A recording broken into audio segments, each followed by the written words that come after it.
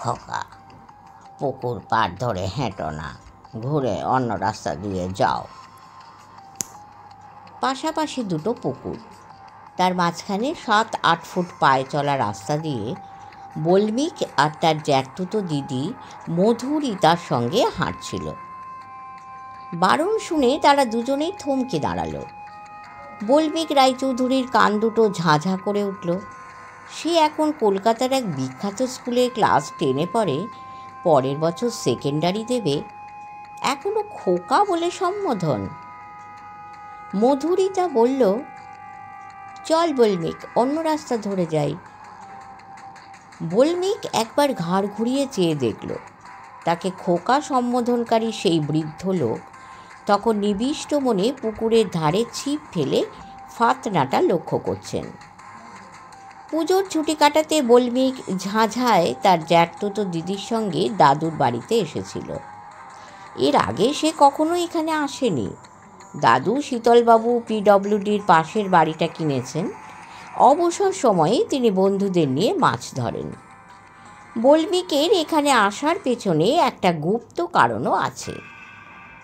কলকাতায় থাকতে বল্মিক দাদু জ্যাঠাদের কাছ থেকে শুনেছিল ঝাঁঝা জায়গাটা রেল লাইন টানতে গিয়ে ইংরেজরা তৈরি করে। সেই সময়কার জনৈক ইংরেজ ইঞ্জিনিয়ার ফ্রেডরিক রাইট কোম্পানির কাছ থেকে পাট্টা নিয়ে এই ঝাঁঝার নীল নকশা তৈরি করেন। সিপাহী বিদ্রোহের কিছুদিন পরে এখানে সাঁওতাল বিদ্রোহ হয়। রাইট কন্ট্রাক্টারি করে বহু পয়সা রোজগার করেছিলেন। তিনি তার সমস্ত ধনরত্ন, স্বর্ণালঙ্কার পরে এই ঝাঁঝাতেই লুকিয়ে রেখেছিলেন। রাইট নিজের প্রাণ বাঁচাতে গিয়ে বিলেতে পালিয়ে যান। তিনি ভেবেছিলেন পরে সুবিধে মতো এসে গুপ্তধন নিয়ে যাবেন, কিন্তু রাইট বিলেতেই মারা যান। সেই গুপ্তধনের সন্ধানে অনেকেই ঝাঁঝায় এসেছে, কিন্তু পায়নি। বল্মিকের খুব বুদ্ধি বলে স্কুলে নাম আছে। তার গড়িয়ার মামার বাড়িতে একবার একটা সোনার গয়না হারিয়ে গিয়েছিল। বল্মিকই সেটা খুঁজে বার করে সকলের প্রশংসাভাজন হয়। মধুদির কাছে সব শুনে বল্মিক ঠিক করেছিল যেভাবেই হোক সে এই গুপ্তধন উদ্ধার করবে। ঝাঁঝা শহর মেন লাইনে হলেও কাছাকাছি কোনো শিল্প না থাকায় আয়তনে বাড়েনি। সন্ধেবেলায় হ্যারিকেনের আলো জ্বলছে, চারিদিক নির্জন। রেল লাইনের একধারে কিছুটা এবড়ো খেবড়ো জমি, তারপরেই পাহাড় উঠে গেছে। এপারে শহরটায় 3টে পুকুর ইংরেজরা খুঁড়েছিল। পাশাপাশি দুটো পুকুরের কথা আগেই বলা হয়েছে। তার অনতি দূরেই বাকি পুকুরটা ও রেলওয়ে ইনস্টিটিউট ছিমছাম ফিটফাট করে রেখেছে। ঝাঁঝা শহরটা কিন্তু পরিকল্পনা মাফিক গড়ে ওঠেনি। শীতলবাবুর বন্ধু প্রফেসর শিবদাস ভাদুড়ী ও অভিনেতা বিরাজ ভট্টাচার্য এসেছিলেন। সন্ধ্যের অন্ধকার তখন গাঢ় হয়ে এসেছে। আজ লেজিনোনে ডক্টর অরুণ কুমার দত্তের একটি ভিন্ন স্বাদের গল্প, গুপ্তধন কোথায়। আশা করি আপনাদের ভালো লাগবে। পুরো গল্পটি শুনবেন, আমাদের চ্যানেলটি সাবস্ক্রাইব করে আমাদের পাশে থাকবেন, লাইক এবং কমেন্ট করবেন। পাহাড়ের ধার থেকে মনোরম হাওয়া বইছে। দূরাগত ইঞ্জিনের শব্দ, স্টেশনের কুলি ও যাত্রীদের হাঁক ডাক অস্পষ্টভাবে শোনা যাচ্ছে। শিবদাসবাবু হঠাৎ প্রশ্ন করলেন, এই জায়গাটার নাম ঝাঁঝা কেন হলো বলো তো? বিরাজবাবু বলেন, খুব সম্ভবত এখানে ঝাঁ বলে কোনো এক ব্রাহ্মণ পরিবার ছিল, তাদের নামানুসারে শহরটার এই নাম হয়েছে। হলো না, এই নির্জন জায়গা রোদে ঝাঁঝাঁ করত, সেই জন্যই মনে হয় এই নামটা হয়েছে। বল্মিক হঠাৎ বলে উঠল। শিবদাসবাবুর মাথা নাড়া হঠাৎ থেমে গেল। চমকে উঠে পেছন ফিরে অন্ধকারে সিলোলয়েটের ছবির মতো বসে থাকা বল্মিককে নজর করলেন। তারপর বললেন, শীতল, এই ছেলেটা কে? হ্যাঁ? পরিচয় পেয়ে খুশি হয়ে শিবদাস বলেন, হ্যাঁ, ঠিক বলেছ। বিরাট যা বলেছে, এখানকার অনেক লোকের ওই একই ধারণা। আসল ব্যাপারটা কিন্তু বুঝলে কি না অন্যরকম।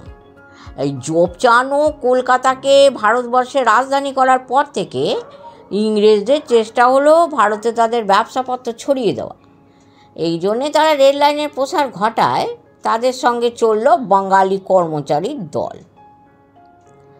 রেল লাইন থেকে একটা শাখা লাইন খুলে তারা দেবঘরের সঙ্গে জুড়ে দিলেন। সেখান থেকে লাইনটা খোলা হলো। সে জায়গাকে সম্মান দেওয়ার জন্য বাঙালি কর্মচারীরা নাম দিল যশোদী। এই সেটারই অপভ্রংশ হয়ে এখন যশিডি হয়েছে। এই তলা শব্দটা সংস্কৃত নয়, শিমুল গাছে ভরা অঞ্চলটার নাম বাঙালিরা দিল শিমুলতলা। ঠিক এভাবে কোনো এক সাবেক বাঙালি রেল লাইন টানার সময় কড়া রোদ দেখে এই জায়গার নাম দেয় ঝাঁঝা। ঐতিহাসিক শিবদাসের বক্তৃতা হয়তো আরও চলত, কিন্তু শীতলবাবু তাকে থামিয়ে দিয়ে বলেন, হ্যাঁ, এই গুপ্তধনের রহস্য সম্বন্ধে তোমার কি ধারণা? বলমিক এবার নড়ে চড়ে বসল।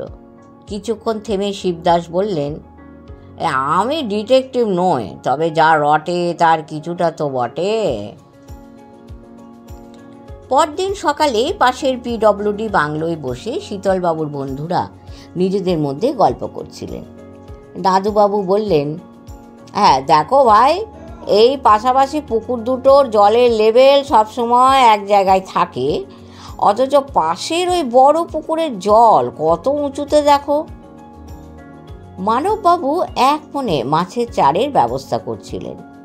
ডিও পিঁপড়ের ডিম থেকে তৈরি সেই চারের এক উৎকট গন্ধ বলমিক চিনল।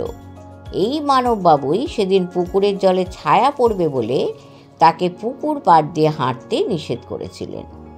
মানববাবু বলেন, দেখো, গতকাল আমি একটা 10 মণি মাছ ধরেছিলাম।